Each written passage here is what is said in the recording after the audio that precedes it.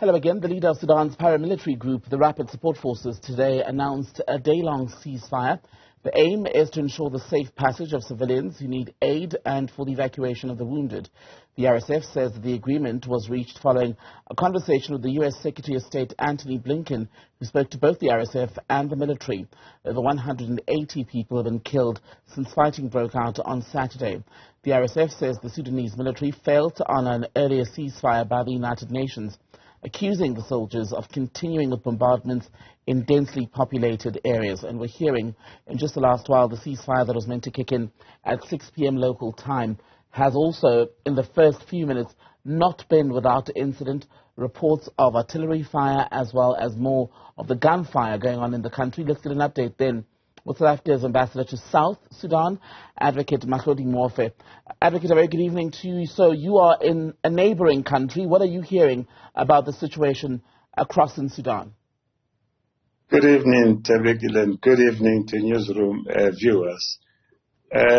His Excellency Salva Kiir Mayardit, President of the Republic of South Sudan, today reached out to the leaders who are in conflict in Sudan and engaged with them, and there was an agreement that they will cease fire to allow humanitarian aid and people of Sudan to access all other facilities. The injured must also be taken to hospital.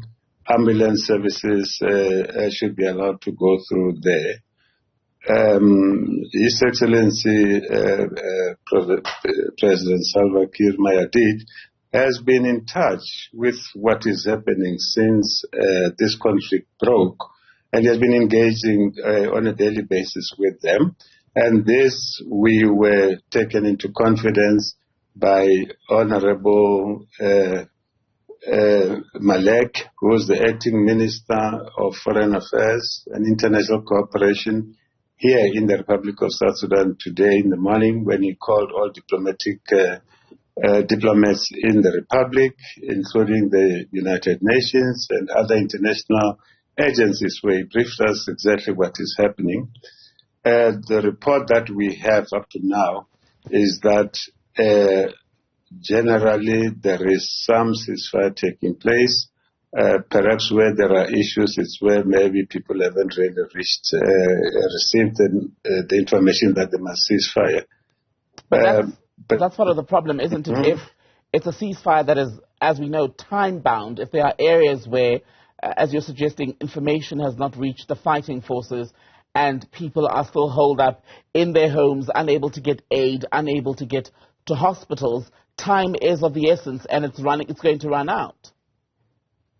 Yeah, well, the understanding, Tembekile, is that there is an agreement on the ceasefire, which ought to have started this evening at 6 or 18 hours or 18 hours 30. And that is what we are laboring on up to now.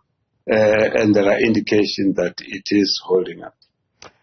24 hours, though, realistically, how much can be achieved within a 24-hour ceasefire when you consider what we're hearing as far as reports of the scale of devastation? Fighting has been going on since Saturday. I was listening to an interview yesterday with a woman who was saying, even if you do go to the shops, for example, to try and gather some food for your family, the problem is stores are out of basic supplies because the big delivery companies have been unable to deliver bread and other essentials.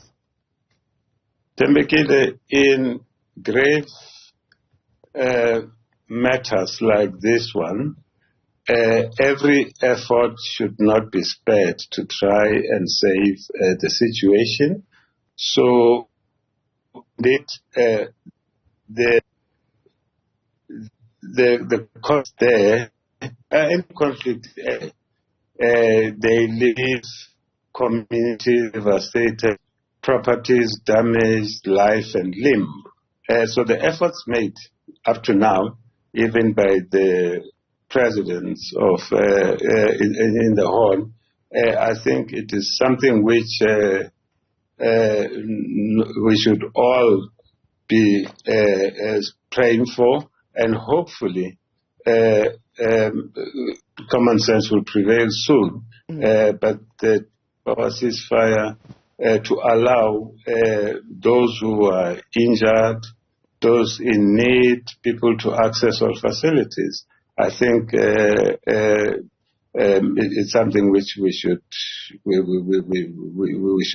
appreciate. What is the likelihood, though, that there will be a peaceful resolution to this when you consider that even in the run-up to the bloodshed which began on Saturday, there were so many failed attempts at conversation, at negotiation, and in fact at some point the generals who are leading both the military government and indeed the RSF were basically saying that they were not willing to negotiate until the last, 24 hours or so, where there was a change in tune.